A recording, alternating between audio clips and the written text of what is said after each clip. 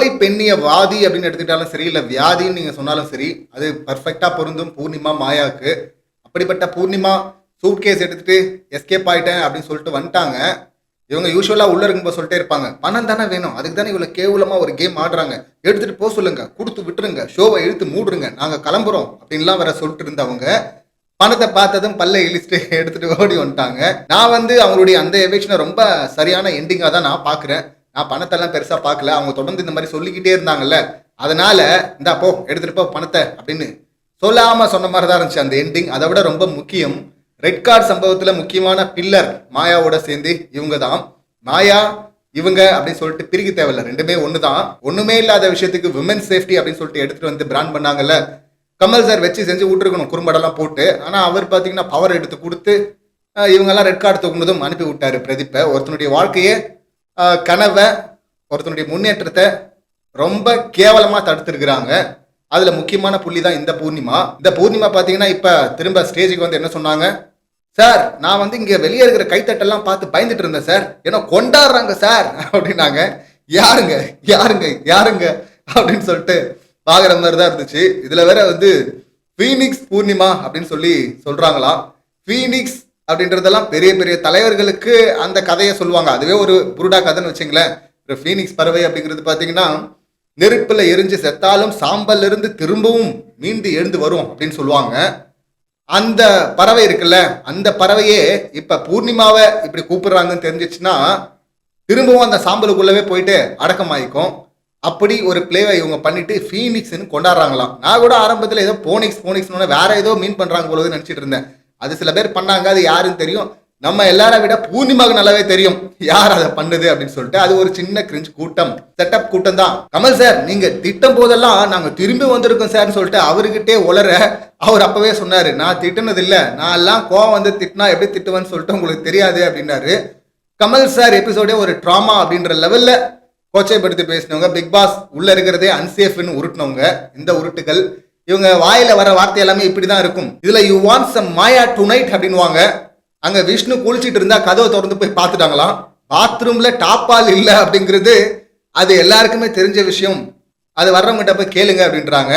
அவர் நடனா செப்பலை வெளியே விட்டு வந்தனே அப்படின்ட்டு இருக்காங்க. யோ நீங்க எல்லாம் பிக் பாஸ் வீட்டுல இருக்கீங்களா, இல்ல ஏதாவது பழைய காலத்துல போயிட்டு ஏதாவது குடிசைக்குள்ள இருக்கீங்களா அப்படின்னு தான் கேட்க தோணுது. உரிமை குரல் தூக்கணும்னா அப்பவே விஷ்ணு தான் தூக்கி இருக்கணும், மென் சேஃப்டி அப்படின்னு சொல்லிட்டு.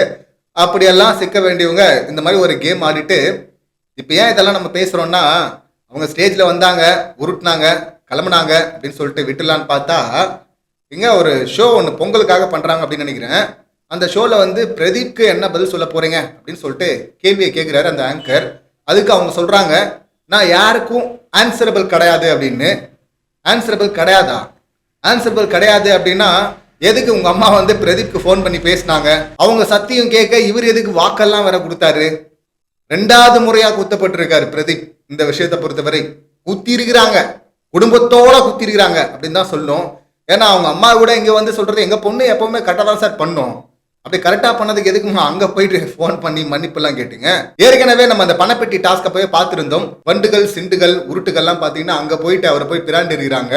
அவர் வந்து பணப்பெட்டி சம்பந்தமா ஒரு பதிவை போட்டதுக்கு அப்பதான் அவர் வந்து அதை சொல்லியிருந்தாரு, நான் பூர்ணிமாவுடைய அம்மாவுக்கு வாக்கு கொடுத்துட்டேன் அப்படின்னு சொல்லிட்டு அமைதியா இருக்கிறா அப்படின்னு சொல்லிட்டு கோமா பேசியிருந்தாரு. இப்பதான் நமக்கே தெரியும், ஓ இப்படி வேற நடந்துட்டு இருக்கா அப்படின்னு. ஏன் ஏற்கனவே உள்ள குத்தி அனுப்பியிருக்கிறாங்க. இவ்வளவு பப்ளிக் எல்லாம் பார்க்கும்போது கோடிக்கணக்கான மக்கள் பார்க்குற ஷோல, அதுவும் அத்தனை கேமரா எந்நேரமும் பதிவு பண்ணப்படுற, எந்நேரமும் வாட்ச் பண்ணப்படுற அந்த ஷோலையே இப்படி ஒரு ஃபேக் அலிகேஷன் வச்சு குத்தி அனுப்பியிருக்கிறாங்க.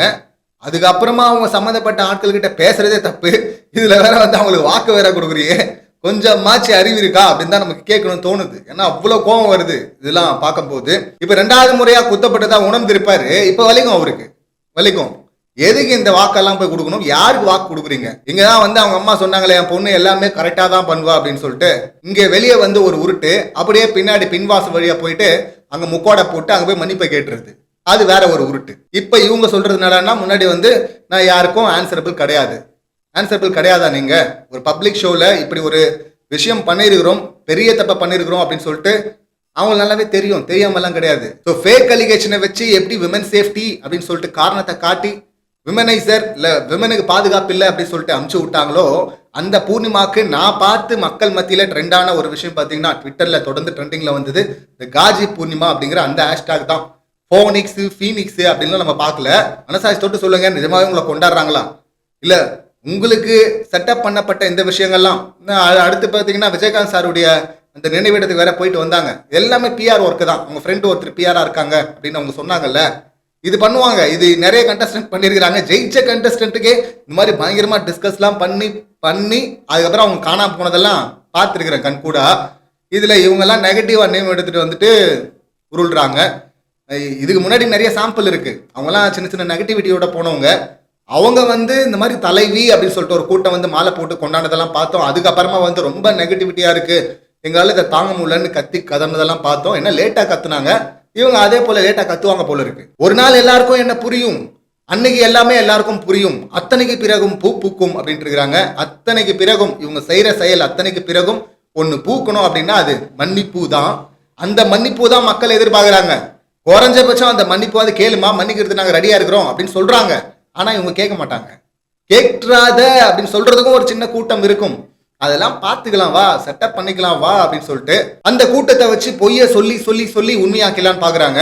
பிக் பாஸ் வீட்டுக்குள்ளேயே அத்தனை கேமரா இருக்கும் போதே, பதிவுகள் பண்ணப்படும் போதே ஒரு பொய்ய சொல்லி ரெட் கார்டு கொடுக்க வச்சோம்ல, அப்ப நமக்கு சூப்பர் பவர் இருக்கு அப்படின்னு அவங்க நினைக்க தான் செய்வாங்க. இது பிக் பாஸ் வீடு இல்ல, வெளியே. அங்க கமல் சார் இருந்தாரு, இங்க கமல் சார் எல்லாம் இல்ல. இங்க மக்கள் இருக்கிறாங்க, மக்கள் பார்த்துட்டு இருக்கிறாங்க. உண்மையை ஒத்துங்க, தப்பு நடந்துருச்சு, மன்னிப்பு கேளுங்க. அந்த மன்னிப்பு பூத்துச்சுன்னா மக்கள் மறந்துட்டு எல்லாம் போயிடுவாங்க.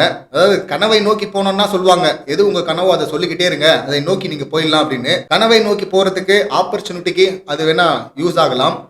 ஆனா இப்படி திரும்ப திரும்ப சொல்றதுனால பொய் உண்மையாகாது, உண்மை பொய்யாகாது. மக்கள்லாம் அவங்கள புரிஞ்சுக்கிட்டதுனாலதான் காஜி பூர்ணிமா அப்படின்னு சொல்லிட்டு ட்ரெண்ட் பண்ணாங்க. ஸோ பணம் வேணா எடுத்து கொடுத்து அமைச்சிருங்க கேவலமா கேம் ஆடுறதுக்கு அப்படின்னாங்கல்ல.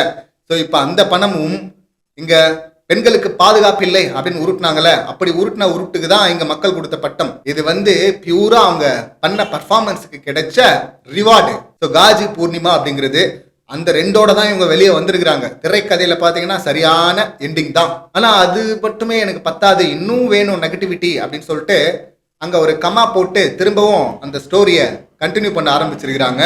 பிரதீப் ரசிகர்களை சீன்ற மாதிரி தான் இப்படி ஒரு பதிவு. பிரதீப் ரசிகர்கள் அப்படின்னு மட்டுமே இல்ல அந்த ரெட் கார்டு சம்பவம் தப்புன்னு சொன்னது, பொதுமக்கள் எல்லாருமே சொன்னது. அது அத்தனை பேருமே நிச்சயமா இது கோவப்படுத்தும். அப்படியா, ஓஹோ, எவ்வளவு நாள் கமல் சார் வந்து காப்பாத்துவாரு, பிபி கொண்டாட்டம் வரையுமா? சரி, பிபி கொண்டாட்டம் வரை மாலையை போட்டு மேலத்தை கொட்டி 10 பேரை கூப்பிட்டு தலைவின்னு சொல்ல வச்சு டிராமா பண்ணிக்கலாம். ஆனா அதுக்கப்புறம் நிதர்சனம்னு ஒண்ணு இருக்குல்ல, அந்த உண்மை வரும்போது வரும். அதுக்கு முன்னாடி பிரதீப் பேச வருவார்னு நினைக்கிறேன். பிரதீப் வந்து பேசும்போது இன்னும் பல உண்மைகள் வெளியே வரும் அப்படின்னு நினைக்கிறேன். பூர்ணிமாவின் இந்த திமிர் பேச்சை நீங்க எப்படி பாக்குறீங்க, உங்க கருத்து என்ன அப்படின்னு கமெண்ட் பண்ணுங்க. மீண்டும் அடுத்த வீடியோல சந்திக்கலாம். நன்றி, வணக்கம்.